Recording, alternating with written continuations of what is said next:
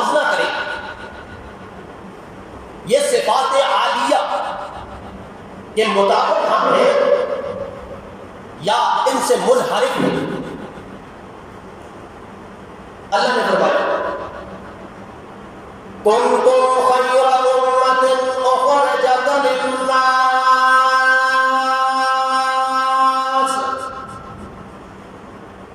تأمرون بالمعروف وتنهون عن المنکر وتؤمنون بالله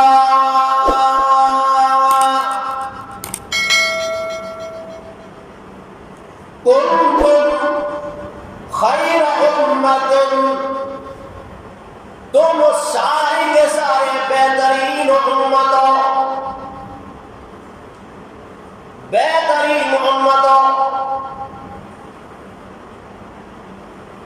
کیوں بہترین ہے؟ فرمایا اخرجت للناس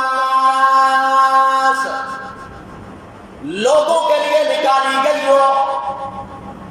یعنی صرف اپنی فکر نہیں ہے، اپنی ذات کی فکر نہیں ہے، باقیوں کی بھی فکر موجود ہوتی ہے اس امت کے اندر. پہلی امتوں کے اندر یہ کمالات نہیں تھے، ہر ایک اپنی فکر میں پڑا ہوتا تھا. لیکن فرمایا یہ امت اتنی کمال والی امت ہے کہ اپنی ذات کی اصلاح کے ساتھ ساتھ لوگوں کی بھی فکر کرنے والی ہو، لوگوں کے ساتھ خیر خواہی کرنے والی ہو. لوگوں کے لیے نکالی گئی. منصب کیا ہے؟ کمال کیا ہے؟ فرمایا تأمرون بالمعروف. پہلا کمال یہ ہے کہ لوگوں کو معروف کا حکم کرنے والی ہو، معروف کا حکم کرنے والی ہو، نیکی کا حکم کرنے والی ہو. بات دیکھا. لیکن عبداللہ ابن عباس رضی اللہ تعالیٰ عنہ نے فرمایا معروف سے مراد ہر وہ کام جو اللہ کی رضا کے لیے کیا جائے، جس میں لوگوں کو فائدہ ہو، اسے معروف کہتے ہیں. جس میں اپنی ذات کا فائدہ نہیں ہے، جس میں صرف اپنی فکر نہیں ہے، اپنی خیر خواہی نہیں ہے، معروف کہتے ہیں ہر وہ اچھا کام جو اللہ کی رضا کے لیے کیا جائے اور اس سے لوگوں کو فائدہ پہنچے. لوگوں کو اگر نقصان پہنچے تو وہ معروف. حضرت عبداللہ ابن عباس رضی اللہ عنہ فرماتے ہیں معروف نہیں کہلائے. اور یہ بھی فرمایا کہ ہر نماز، روزہ، حج، زکات ہی معروف نہیں ہے، کہ صرف اسی کا نام معروف نہیں ہے. اس میں حقوق اللہ بھی آتے ہیں، حقوق العباد بھی آتے ہیں. یعنی کہ معروف نماز روزے کا جو حکم کرتا ہو، اور معاشرے کے کیا حقوق ہیں، پڑوسیوں کے کیا حقوق ہیں، لوگوں کے ساتھ کیسا انداز ہونا چاہیے، اس کو بھول جائے. فرمایا پہلا منصب یہ ہے تأمرون بالمعروف،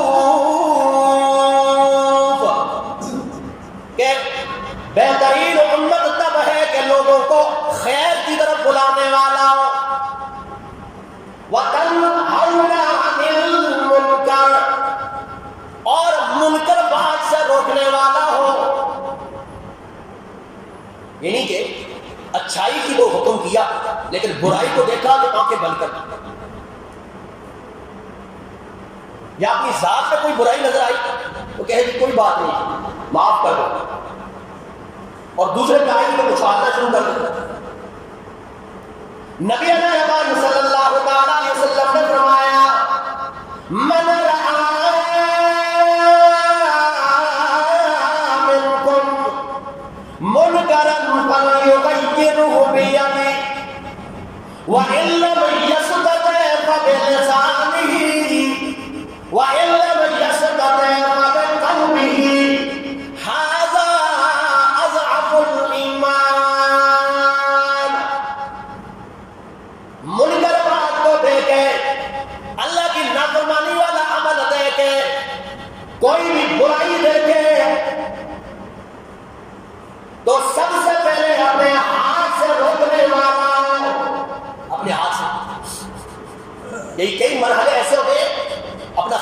برادری ہے یا اپنا گھر ہے، وہاں پہ انسان اپنے ہاتھ سے روک سکتا ہے.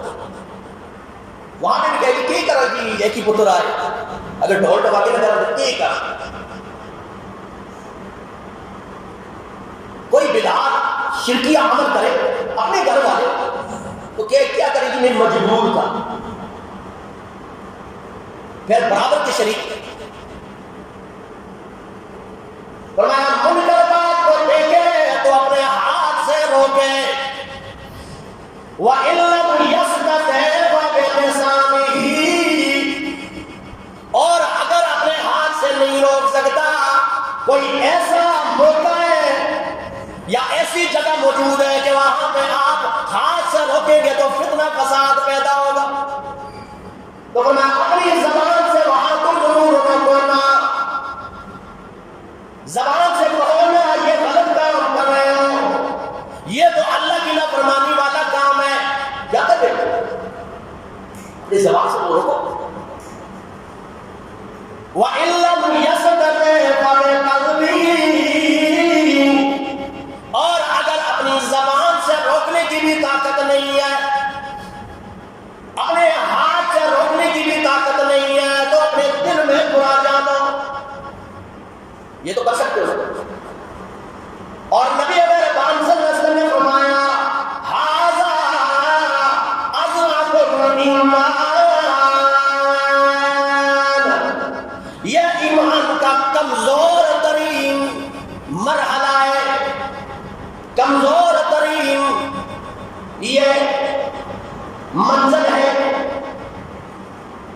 ایمان کی کمزوری ہے، لیکن دل میں برا جانو نہیں. اور مفسرین نے فرمایا یہ بھی نہیں کہ دل میں برا جاننا ہے، اس برائی والی جگہ سے آپ اٹھ کے چلے جائیں جہاں پہ اللہ کی نافرمانی ہوتی ہے. جب آپ یہ کہیں گے کہ یہ برا ہے اور پھر اس کے ساتھ بیٹھے بھی رہیں گے، گویا ایک انداز سے آپ ان کے ساتھ تعامل کر رہے ہیں اور آپ برابر کے شریک ہو جاتے ہیں. تو منکر بات کو روکنے والے ہوتے ہیں، اس امت کا خاصہ ہے. اور حضرت خضر علیہ السلام اور حضرت موسیٰ علیہ السلام کی ملاقات، حضرت خضر علیہ السلام نے فرمایا الم اقل لک انک لن تستطیع معی صبرا، آپ میرے ساتھ صبر نہیں کر سکیں گے کیونکہ ظاہر آپ کو لگے گا یہ گناہ ہے، اور اللہ کا نبی اور گناہ میں کیسے چپ ہو سکتا ہے.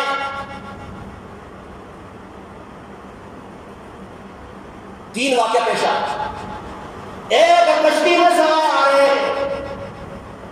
اور حضرت خضر علیہ السلام اور موسیٰ علیہ السلام کا بڑا احترام کیا، بڑی خاص جگہ پہ بٹھایا کشتی میں، کرایہ بھی نہیں دیا کہ بڑے معزز لوگ ہیں، بڑا احترام کیا. حضرت خضر علیہ السلام نے اس کی کشتی کا تختہ ادھیڑ ڈالا، کشتی توڑ دی. حضرت موسیٰ علیہ السلام بول پڑے کہ آپ نے اس کشتی کو توڑ ڈالا اور کہیں ایسا نہ ہو کہ کشتی والے ڈوب جائیں. انہوں نے بڑی نیکی کی ہے اور آپ اس کی کشتی توڑنے والے ہیں. اس وقت حضرت خضر علیہ السلام نے فرمایا الم اقل انک لن تستطیع معی صبرا، کیا میں نے پہلے نہیں کہا تھا آپ میرے ساتھ صبر نہیں کر سکیں گے؟ چلو جی اب میں نہیں بولوں گا، آگے چلیے، اپنے ساتھ مجھے لے کر چلے. آگے گئے. فانطلقا حتى اذا لقيا غلاما فقتله، ایک چھوٹا سا بچہ کہہ رہا تھا، چھوٹا سا بچہ بعد میں کہا یہ غلام کا ہے، نوجوان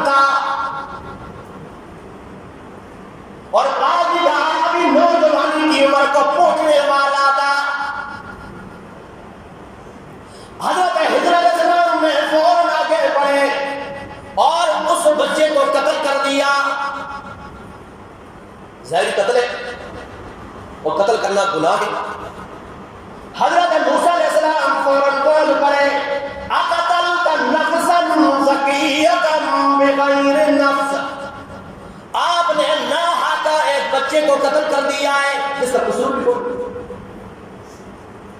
بغیر نفس، بغیر کسی نفس کے، یعنی قتل تین جگہ سے جائز ہے، تین وجہ سے قتل جائز ہے۔ ایک قتل اس انداز سے جائز ہے کہ جس کو قتل کیا جا رہا ہے وہ کسی کا قاتل ہو اور بدلے میں قصاص میں اسے قتل کیا جائے گا، یہ قتل جائز ہے۔ یا وہ آدمی مرتد ہو جائے تب قتل کیا جاتا ہے، اور تیسرا شادی شدہ آدمی زنا کرتا پکڑا گیا تو اسے سنسار کیا جائے گا، قتل کیا جائے گا۔ اس کے علاوہ کسی نفس کو، کسی مسلمان کو قتل کرنا جائز نہیں۔ آپ نے ایک چھوٹے سے بچے کو قتل کر دیا جس کا قصور بھی کوئی نہیں تھا۔ ہم عرض کر رہے ہیں کہ ظاہری طور پر گناہ کو دیکھ کر موسیٰ علیہ السلام برداشت نہیں کر رہے ہیں، ظاہری منکر کو دیکھ کر آنکھیں نہیں چڑھا رہی ہیں، چپ نہیں ہوئے، فوراً بول رہے ہیں کہ آپ نے ایک بچے کو قتل کر دیا ہے۔ تو حضرت ہجر علیہ السلام نے فرمایا الم اقل لک انک لن تستطیع معی صبرا، میں نے تو پہلے ہی کہا تھا آپ میرے ساتھ صبر نہیں کر سکیں گے، آپ میرے ساتھ صبر نہیں کر سکتے۔ فوراً کہنے لگے انسان تو کام شہید بعدها فلا تصاحبنی، بس اب آخری بات مجھے اپنے ساتھ لے لیجیے، اگر اب میں بولا تو مجھے اپنے ساتھ نہ لے جانا۔ آخری بات ایک علاقے میں پہنچے، وہاں پر ان علاقے والوں سے کھانا مانگا کہ ہم مسافر ہیں، کھانا دیجیے۔ انہوں نے کہا چلو جی آپ یہاں سے نکلو، کوئی کھانا ہم نے آپ کے لیے پکایا۔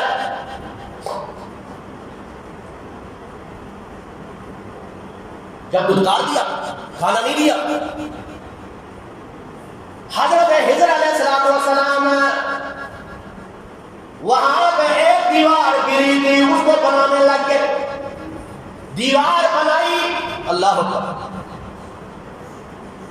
حضرت موسیٰ علیہ السلام بول پڑے کہ آپ ان کی دیواریں بنا رہے ہیں اور وہ کسی مسافر کو کھانا کھلانا بھی گوارا نہیں کرتے ہیں، کم از کم آپ ان سے اجرت تو مانگ لیتے ہیں کہ ہم آپ کی دیوار بنا رہے ہیں اور اس کے بدلے میں ہمیں کھانا دے دو۔ حضرت ہجر علیہ السلام نے فرمایا ھذا فراق بینی و بینک، اے موسیٰ کریم اللہ، اب آپ اور میرے درمیان میں جدائی کا وقت آ گیا ہے۔ اب میں آپ کو حقیقت بتاتا ہوں کہ تین واقعہ جو پیش آئے، کیونکہ آپ کو تشریح علم اللہ نے عطا فرمایا، مجھے تکوینی علم عطا فرمایا، آپ بھی اللہ کے رسول ہیں، میں بھی اللہ کا رسول ہوں، آپ کو تشریح علم عطا فرمایا اور مجھے تکوینی علم عطا فرمایا۔ اور محدثین نے اور احادیث کی کتابوں کے اندر حضرت ہجر علیہ السلام کے بارے میں اختلاف ہے، بات کہتے ہیں کہ اللہ کے رسول تھے، بعد نے کہا یہ فرشتے تھے، بعد نے کہا اللہ کے ولی تھے۔ راجح قول ہے کہ اللہ کی نبی تھے۔ اور ہجر کس وجہ سے کہا جاتا تھا؟ ہجر کو کہتے ہیں عربی زبان کے اندر سبزے۔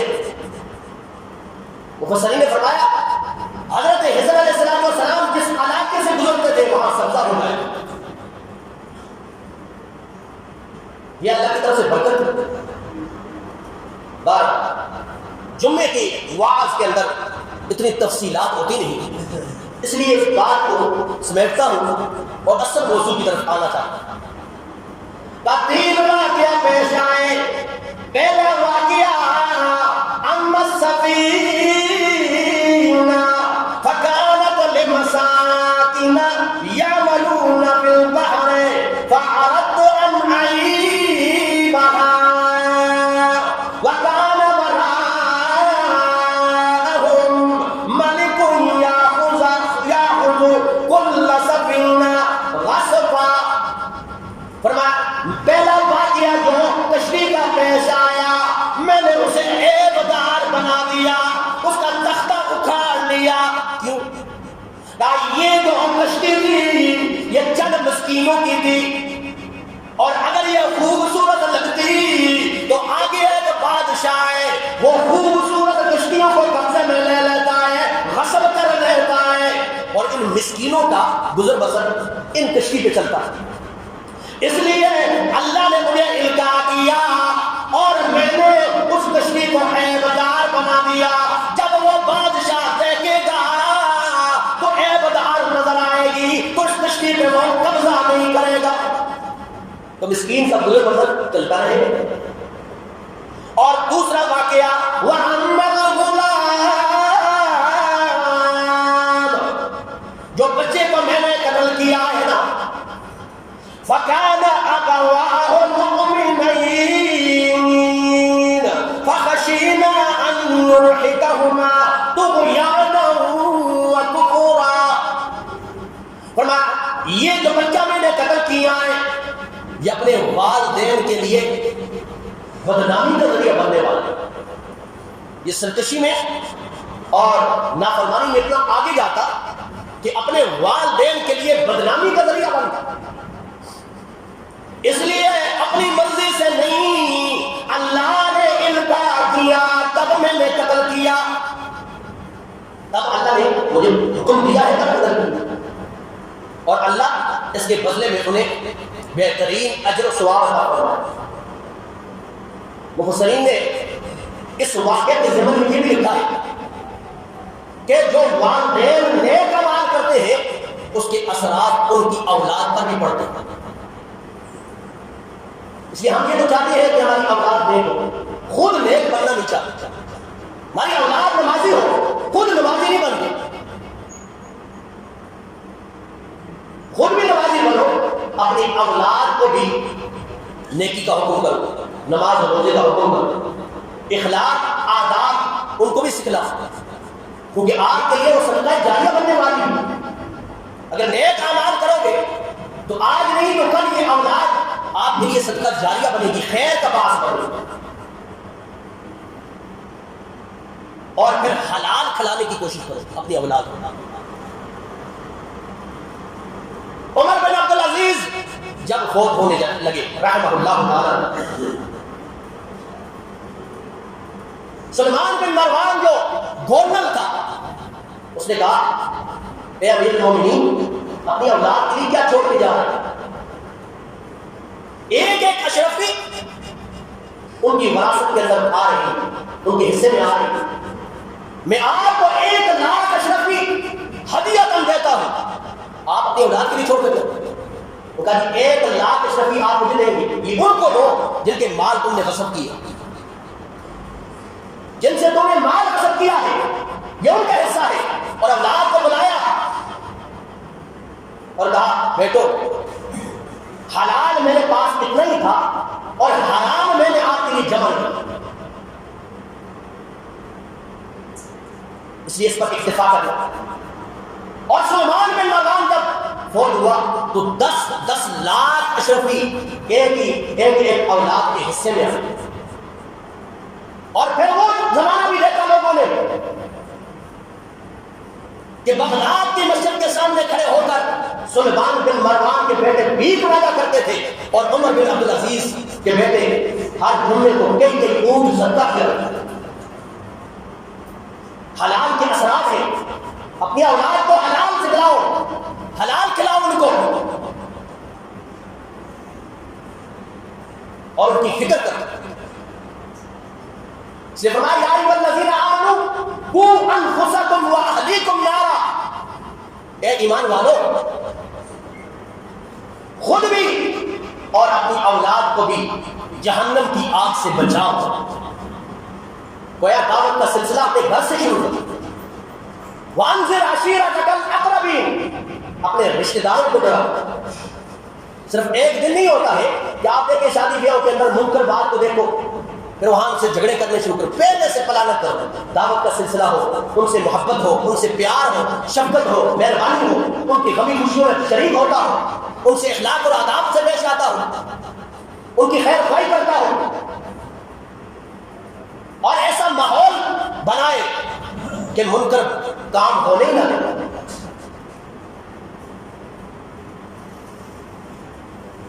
اور تیسرا واقعہ پیش آیا تھا کہ جو دیوار بنائی، فرمایا دیوار آپ نے بنائی ہے اور یہ قبیلے والے اور یہ علاقے والے کسی مسافر کو کھانا نہیں کھلا رہے اور آپ ان کی دیواریں بنا رہے. فرمایا اس وجہ سے میں نے دیوار بنائی کہ ان کے نیچے یتیموں کا مال موجود ہے، یتیموں کا، اور ان کے والدین بڑے نیک ہیں اور انہوں نے اپنی اولاد کے لیے یہ چھوڑ کر بھیج دیا. اس وجہ سے میں نے دیوار بنائی، اللہ نے مجھے حکم دیا تھا. اور اگر میں ایسا نہ کرتا تو یہ لوگ اس کو نکال لیتے کہ جو مسافر کو کھانا کھلانا گوارا نہیں کرتے وہ یتیم کا مال کیسے چھوڑ.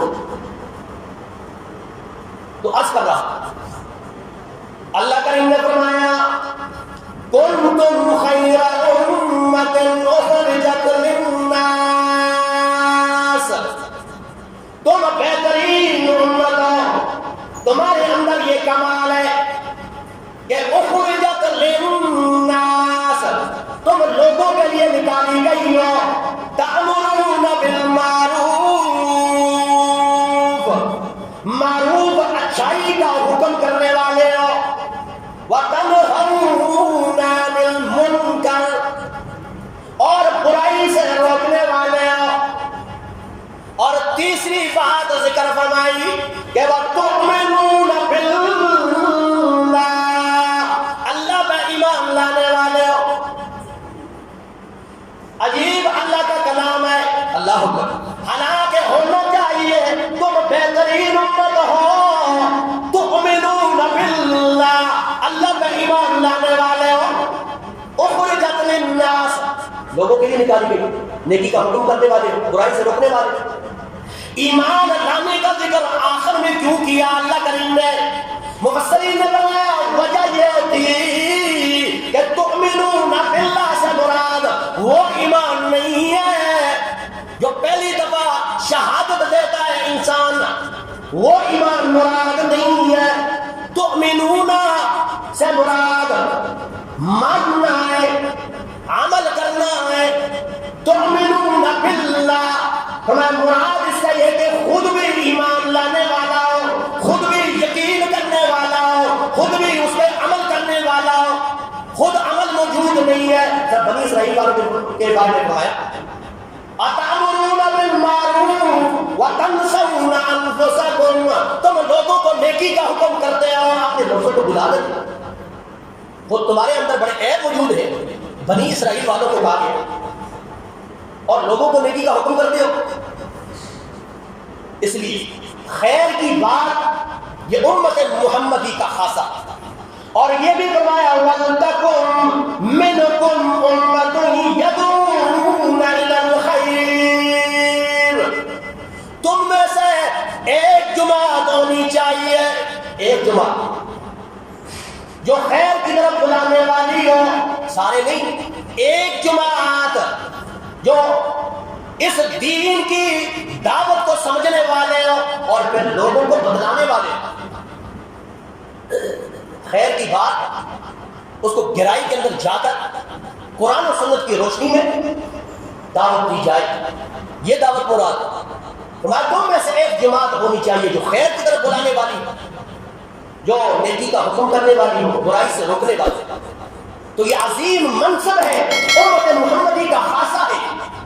کہ لوگوں کو نیکی کا حکم کیا جائے اور برائی سے روکا جائے، اور منکر بات کو دیکھ کر اپنی ہاتھ سے، زبان سے، اپنے دل سے برا جانا، یہ 3 منصب ہے اس کے ذریعے فرمایا منکر بات سے روکے، معروف کام کا حکم دے۔